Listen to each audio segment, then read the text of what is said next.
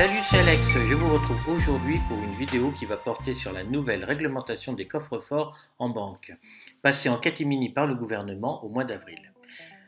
Un immigré demande à un Français « C'est qui ce ministère des Finances? C'est Dieu ?» Le Français lui répond « Non, Dieu aurait pitié, le fisc jamais. » C'est parti. Alors, dans une première partie, je vous parlerai de l'arrêté qui lève le secret bancaire sur les coffres-forts et qui est au cœur de cette vidéo. Enfin, dans une seconde et dernière partie, je vous dirai ce que j'en pense.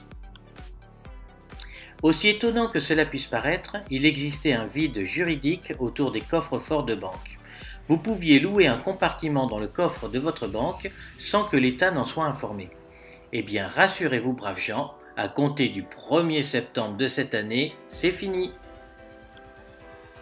Alors comme vous pouvez le voir ici, la presse en parle, même si cela ne fait pas les gros titres de l'actualité. Les banques devront déclarer à l'État les coordonnées des locataires de coffres. Si vous ne souhaitez pas être fiché par le fisc pour la détention d'un coffre-fort, vous avez donc jusqu'au 31 août pour résilier votre contrat de location auprès de votre banque. Mais ce n'est pas aussi simple puisque les contrats sont payés d'avance pour une année. Notons ici qu'à l'instar de Tracfin, l'État utilise des entreprises privées pour se substituer au travail de fonctionnaires de l'État. Ça devient une habitude. Les banques deviennent des indiques pour la police fiscale étatique. C'est très inquiétant pour nos libertés, mais aussi pour notre patrimoine. Voyons maintenant quelles sont les informations qui vont être précisément transmises par votre banque au service de l'État.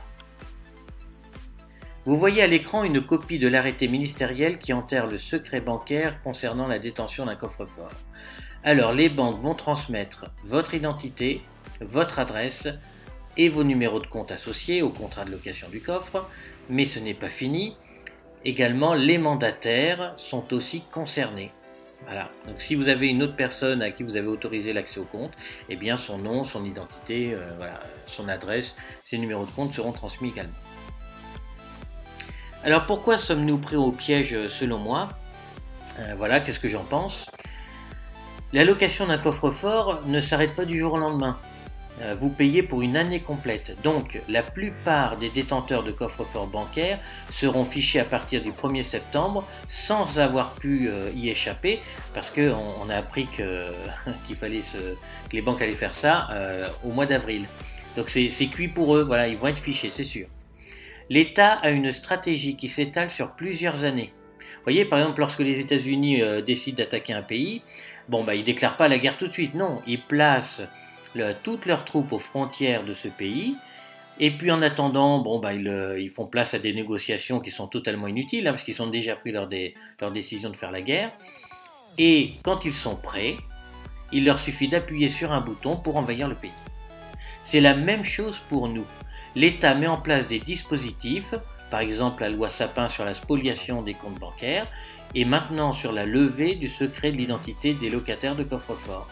Et le jour où il y aura un problème, ils seront là. Alors face au tsunami économique et financier qui s'annonce, l'État va nous demander de rembourser la dette. C'est quasiment certain. Parce qu'il faut bien la payer la dette, il faut bien la rembourser. Donc je pense que tout est en place maintenant pour ça.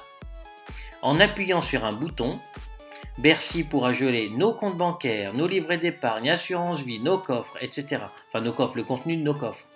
Si votre banque fait faillite, l'État autorise déjà la banque à se servir sur vos comptes pour rembourser sa dette.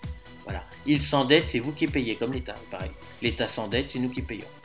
Pour rembourser la dette Covid-19, l'État va certainement mettre en place un impôt spécial et temporaire. Alors vous remarquerez que c'est toujours temporaire. Voilà, c'est la même chose pour les voies cyclables, notamment à Paris, qui sont mises en place temporairement, voilà, suite au déconfinement, mais qui vont être définitives après. Ou comme la CSG, qui était temporaire à ses débuts, à son introduction, au taux de 0,5%, voilà, contre plus de 15% aujourd'hui.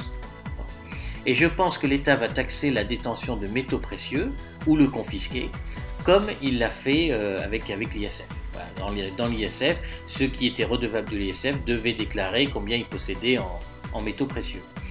Pour conclure, je dirais que si l'État décide de confisquer, c'est fini pour nous. Nous qui sommes des investisseurs, on assure notre patrimoine avec les métaux précieux, c'est fini. Je rappelle que si vous achetez à des revendeurs ou que vous louez un coffre, le fisc vous a dans sa base. Enfin pour le coffre à partir de septembre, du 1er septembre. Si vous achetez et revendez entre particuliers, c'est pareil, vous êtes fiché. À moins d'avoir accumulé la somme illégalement, voilà ce qui est donc illégal, donc je ne le conseille pas. Le fisc, par l'intermédiaire des mouvements sur votre compte bancaire, peut savoir que vous avez une forte somme en espèces et donc contrôler son utilisation et vous demander des comptes. Nous sommes dans un monde presque totalement informatisé. Bientôt, très bientôt, plus rien n'échappera au fisc. Un petit bémol tout de même, c'est un clin d'œil à un commentaire que j'ai reçu sur ma dernière vidéo. Il est vrai que la détention d'or dans ce contexte est plus risquée que la détention d'argent. Ah oui, parce que l'or c'est un symbole et c'est vraiment là-dessus que tout le monde va pour acheter, alors que l'argent est délaissé.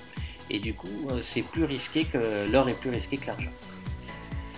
Pour l'État, il ne faut jamais oublier que chaque problème peut être résolu par un nouvel impôt. Voilà, c'est terminé pour aujourd'hui. J'espère que cette vidéo vous a plu. Si c'est le cas, pensez à la liker pour le référencement et à vous abonner. À bientôt.